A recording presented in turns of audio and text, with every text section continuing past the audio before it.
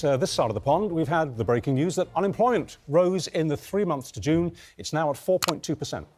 And this comes as Labour claims older workers have been abandoned to the scrap heap by the government as they failed to take up on-skills training. And we're joined by Shadow Work and Pensions Secretary Jonathan Ashworth. Good to speak to you this morning. Why do you think older workers are failing to take up these training opportunities? Well, I think there is a real problem with the way in which the Conservatives are been mismanaging our economy now after 13 very long, hard years. We've just seen unemployment increase this morning in the latest figures. Overall employment is down. And the numbers of people who are in their 50s who are out of work, so-called inactive, that has increased. And the training opportunities are failing. Only 759 people in their late 50s were given a chance to retrain and reskill. So the government's plans are failing. And Tory ministers a few weeks ago, their answer was to tell people in their 50s to get on your bike and deliver chicken tikka masalas. That's not a sensible approach to managing the economy. People are really struggling at the moment. People are paying more in the shops. People are paying so much more on their mortgages because of the Conservative government. And today unemployment's up again. We need a plan to rebuild our economy and get our economy moving. You were referring there to your opposite number, the actual Work and Pensions Secretary, Mel Stride. Isn't it a bit patronising, though, and a little bit maybe even snobbish to criticise her for suggesting that they should join, over 55 should join the gig economy? I mean, what's wrong with being an Amazon delivery driver? I think the problem is the government are failing people in their 50s by not giving them the real training opportunities. My analysis today reveals that just 759 people have taken up these training opportunities that the job centres provide.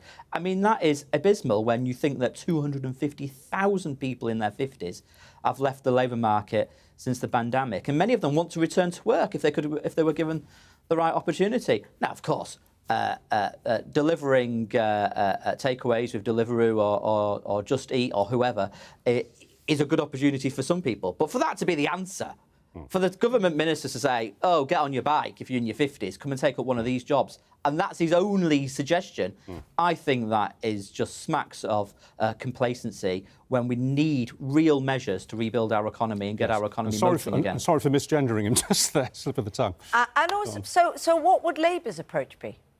Well, I think we've got to change the way in which our job centres operate. We need a plan to give our people in their 50s the retraining opportunities and to find flexible work. So what is the plan, though? Because I think the government likes to think they've got a plan. Well, you say they haven't, but what would Labour's be? So, for example, at the moment, if you were wanted a new job, and obviously you don't want a new job because you do brilliantly on Good Morning Britain, but by the end of the morning, you never know, Jonathan. You never know. No, I'm confident you'll still be in your role. But just stick with me on this little thought experiment. You won't be able to go into a job centre because they would say to you, well, no, it's not for you. We need to make our job centres more flexible. People need to be given retraining and reskilling opportunities at our job centres. And local areas need to decide how that retraining and reskilling is designed. So that's the first thing that we would do. I also think we've got to do more for our young people. We've got hundreds of thousands of young people not in work, not in education or training. This is storing up huge problems for the future. So we're looking at ways in which we can give our young people greater opportunities to reskill and retrain as well. Look, I've been looking forward to the chance to talking to you, actually, because I want to take you back. We know now that Sir Keir Starmer has done a U-turn on his policy. He said he would remove the child benefit cap, which at the moment is stuck with just 2 children. You can't claim child benefit beyond that. He's done a U-turn and it's going to stay. You described the benefit cap on children as heinous.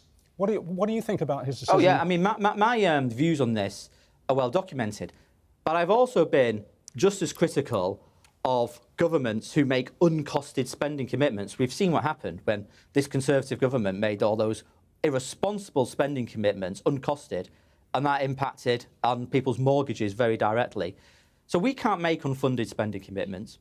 Every policy that we put forward will be fully costed because we will not make promises we cannot deliver or plans that we cannot afford. Fiscal discipline comes first for this Labour Party because when people are struggling, when people's mortgages are going through the roof because of decisions by the Conservative government, we know that fiscal discipline is more precious. All right. Than So ever. you still think it's a heinous policy, but you think it's one that you can't afford to fix at the moment. Well, That's what it boils down my to. position is on the record on the impact of that policy. But equally, my position on unfunded spending commitments is also on the record. Yeah. And at the moment, we've got to be really disciplined on what we can spend money on. Okay. And I think taxpayers would expect us to be disciplined with what we spend money on. And if you're not disciplined, we've seen what happened. It means your viewers, thousands and thousands of people across the country, are paying hundreds and thousands of pounds more on their mortgages. All right, Mr. Ashworth, there we have to end it. But thank you for your time this morning. Thank you. Appreciate it.